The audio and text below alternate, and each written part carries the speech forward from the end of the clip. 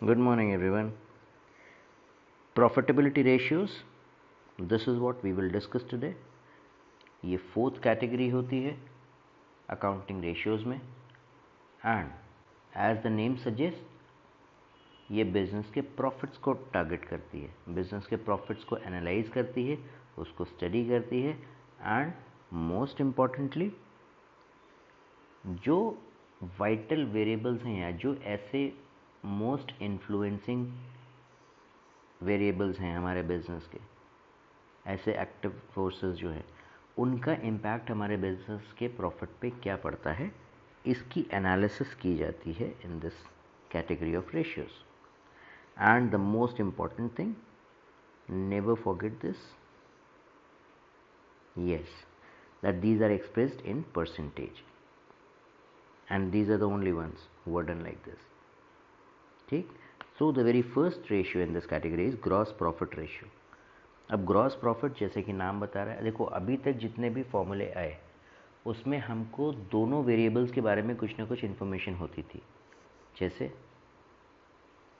Date equity ratio, total asset to debt ratio, trade receivable turnover ratio या working capital turnover ratio. So we were able to get the information about the numerator as well as the denominator.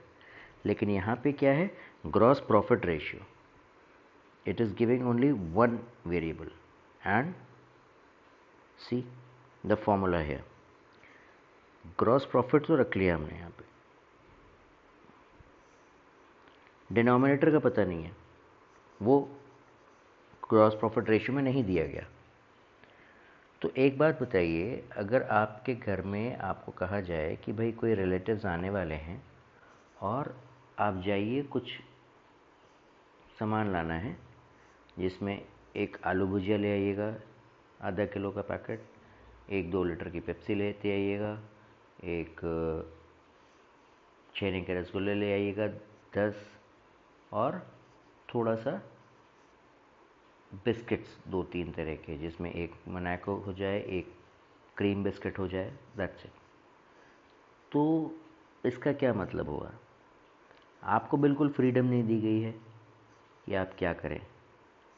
आपको strict instructions दिए गए हैं और आपके intelligence पे आपके घर में किसी को भरोसा नहीं है क्योंकि आपको सीधा सीधा बोल दिया गया कि ये स्पेसिफिक चीज़ें लेके आओ, किस दुकान से लेके आना है ये भी बता दिया गया, क्या सामान लाना है ये भी बता दिया गया. But if you are told कि भाई ठीक है मामा जी आ रहे हैं, कुछ सामान लेते हो, नाश्ता वाश्ता लेते हो, that means what, now you have the full freedom. अगर आपको टोटल फ्रीडम है तो अब आप अपने तरीके से उसको डिसाइड कर सकते हैं, you have the authority to do that. तो अब आप क्या करेंगे, अब आप जाके वहाँ से कोई ऐसे टॉफ़ी चॉकलेट तो नहीं उठा लाएंगे कि हाँ भाई मुझे तो बड़ा पसंद है डेयरी मिल्क, मैं खा लेता हूँ, मामा जी को भी खिला दूँगा, है ना, या कोई जीरा गोली उठा लाए, ऐसा तो नहीं कर सकते. What will you do is you will do the best possible thing. ठीक है ना, तो हम बेस्ट पॉसिबल वेरिएबल की बात कर रहे हैं. अब ग्रॉस प्रॉफिट के कंपैरिजन में हम किसको रखेंगे, खुद से सोचिए. Why we are using this term net revenue from sales, you know what it is, this is sales. किसी भी बिजनेस में प्रॉफिट पे सबसे मेन इफेक्ट किस चीज़ का होता है, सेल्स का. अब सेल्स का क्या मतलब हुआ, सेल्स का मतलब ये हुआ कि आप ये सोचिए कि अगर आपके घर के पास जो छोटे से छोटा शॉपकीपर हो, सिंपल रोड साइड पे बोरा बिछा के उस पर रख के सामान बेच रहा है, वो भी जब बेचेगा तभी प्रॉफिट कमाएगा. और बड़े से बड़ा शोरूम होगा तो भी वो प्रॉफिट तभी कमाएगा जब कोई कस्टमर उसमें जाएगा और बेच पाएगा वो सामान. कस्टमर को जब सामान बेचा जा सकेगा तभी तो कर पाएंगे. So sales is the most vital variable जो कि हम लोग यहाँ पे कंपैरिजन में रखते हैं. प्रॉफिट पे डायरेक्ट इम्पैक्ट सेल्स का है, and because of this reason we are calculating the percentage of sales against the GP earned, और जो भी हमारा ग्रॉस मार्जिन है हम उसको कैलकुलेट कर रहे हैं। और ऑब्वियसली प्रॉफिट जितना ज़्यादा होता है उतना अच्छा होता है। Higher the ratio is good. क्यों? क्योंकि एक हायर मार्जिन हमें पता चलता है उससे कि business is able to make a decent margin out of the whole thing. और लोअर का मतलब क्या हुआ? वही रेशियो अगर डिप कर रहा है पहले प्रीवियस ईयर से या दूसरे कॉम्पिटिटर्स के कंपैरिजन में हमारा कम जा रहा है, तो that is showing unfavourable sale purchase policies. We need to check on that. क्योंकि देखिए हमेशा ध्यान रखिएगा, अकाउंटिंग रेशियोज क्या है? एक टूल है। किस चीज़ का टूल है? It is the tool to analyse the financial results. ठीक है, फाइनेंशियल एनालिसिस के लिए है। And who uses this tool? The top management uses this tool. Okay, now we come to the next category, that is operating profit ratio. Now children listen very carefully. Class 11th में हम लोग को सिखाया जाता है कि पहले gross profit calculate करो और फिर नेट प्रॉफिट पे आओ। इस बीच में यहाँ कहीं पे एक स्टेज आती है जब हम ऑपरेटिंग प्रॉफिट की बात करते हैं। ये वो चीज़ है। Operating profit means the profit generated from the operating activities of the business. So now what do we do here is, यहाँ पे हम ग्रॉस प्रॉफिट से ऑपरेटिंग प्रॉफिट आने में what do? We reduce operating expenses and add operating incomes. ठीक, then if we are going from net profit in the direction of operating, we do slightly different, क्योंकि यहाँ पे हम operating को adjust कर चुके हैं। here what do? We do non-operating expenses and non-operating incomes. If we are moving from net profit to operating and if we are moving from gross profit to operating, on the basis of these adjustments हमारे फॉर्मूले decide होते हैं। जैसा कि gross profit के case में था, हमने ग्रॉस प्रॉफिट के अगेंस्ट नेट सेल्स को कंपेयर किया था, क्योंकि वो ही मोस्ट या कह लीजिए कि बेस्ट वेरिएबल है जिसका इम्पैक्ट होता है ग्रॉस प्रॉफिट पे। सिमिलरली यहाँ पे भी operating profit is directly influenced by net revenue from operation, that is sales. अब ऑपरेटिंग प्रॉफिट निकलता कैसे है, कैलकुलेट कैसे होता है? तो देखिए सिंपल सा तरीका है। एक फॉर्मूला ये है और एक फॉर्मूला ये है। जैसा मैंने पहले बताया यहाँ पे साइड में, just see this red ink content. Gross profit में से ऑपरेटिंग एक्सपेंसेस और ऑपरेटिंग इनकम्स का एडजस्टमेंट कर दिया। सिंपल है, एक्सपेंसेस माइनस होते हैं, इनकम्स प्लस होती हैं, and we get the operating profit. लेकिन अगर क्वेश्चन में ग्रॉस प्रॉफिट नहीं दिया है, आपको नेट प्रॉफिट दिया है, तो आप नॉन ऑपरेटिंग एक्सपेंसेस और नॉन ऑपरेटिंग इनकम्स, क्या आप इनको माइनस और प्लस करेंगे? नहीं, आप क्या करेंगे? इसका रिवर्स करेंगे। You will add this and you will minus this. Why so? See, अब देखो यहाँ पे, क्योंकि आप उल्टे डायरेक्शन में जा रहे हैं। From net profit you are trying to reach this, तो when we are moving in this opposite direction, you have to do the reverse treatment of these. You will reduce it and you will add it. Expenses add on हो जाएंगे, incomes minus कर दी जाएंगी, तब हम operating profit तक पहुंचेंगे।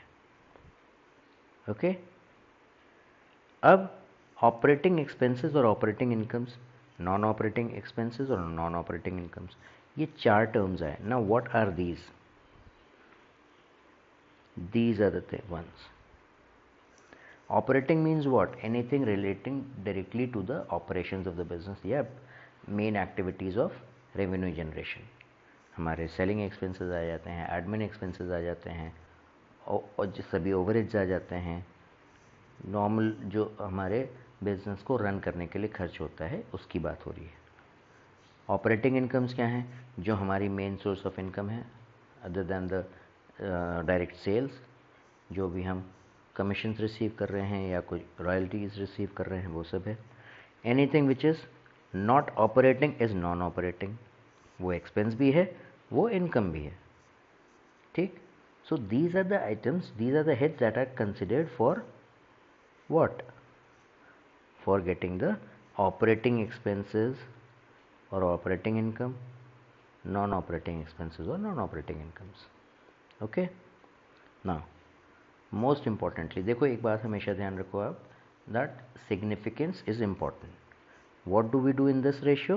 We analyze the performance of the business, its operational efficiency, and most importantly, inter and intra firm, दूसरे competitor से कंपैरिजन और with in the business over the years comparison हम कर पाते हैं जब हम ऑपरेटिंग प्रॉफिट रेशियो से एनालिसिस करते हैं। तो now the next in the line is operating ratio.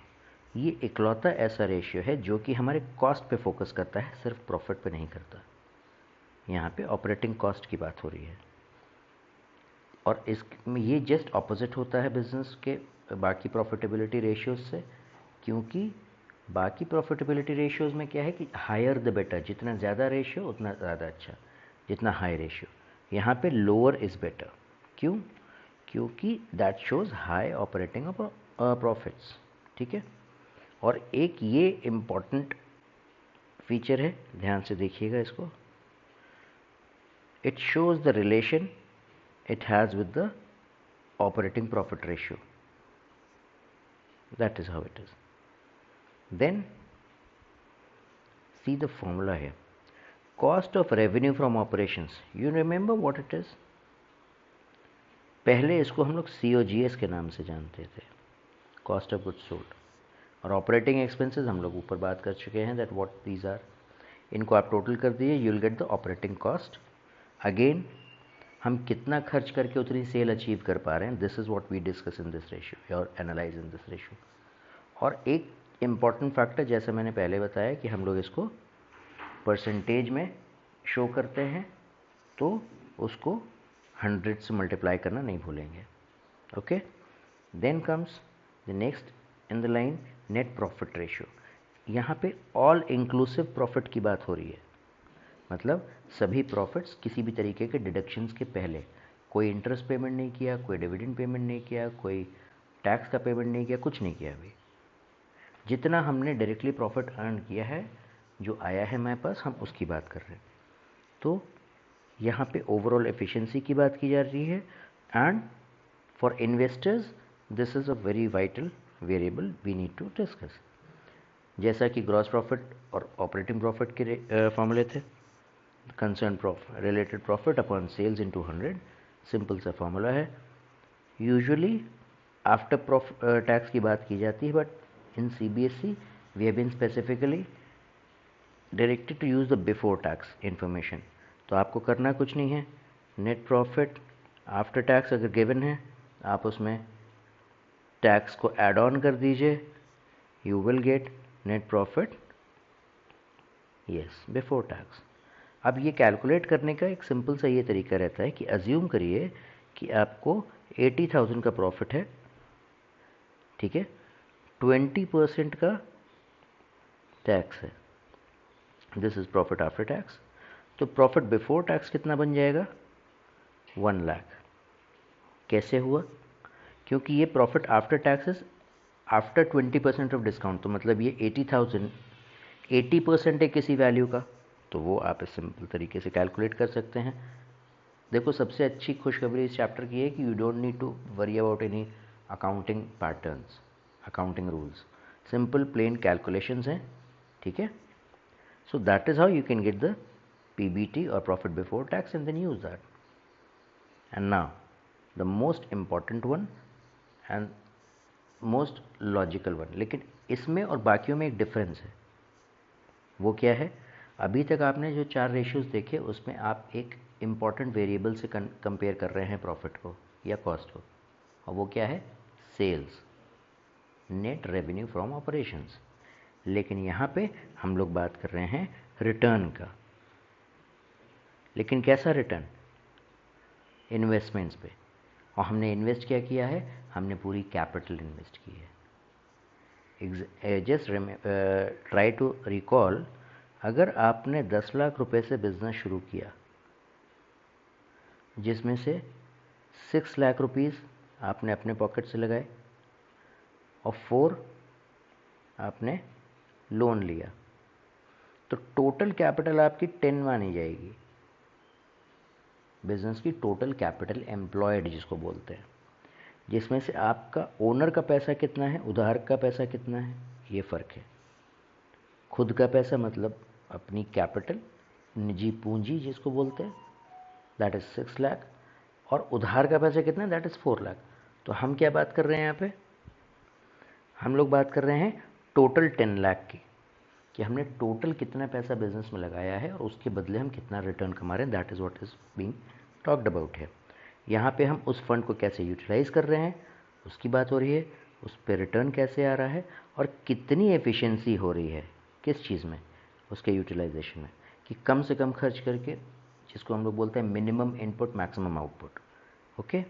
और एक सबसे इम्पॉर्टेंट, इंटर फर्म, अब कौन सी कंपनी, सपोज ए लिमिटेड है, बी लिमिटेड है, सी लिमिटेड है, एक 30% ROI पे चल रही है, एक 20% ROI पे चल रही है, एक 32% ROI पे चल रही है, तो सी इज़ डूइंग द बेस्ट, क्योंकि उस कंटेक्स्ट में इंटर फर्म कंपैरिजन पॉसिबल हो पाता है हमें ऑब्जेक्टिव तरीके से।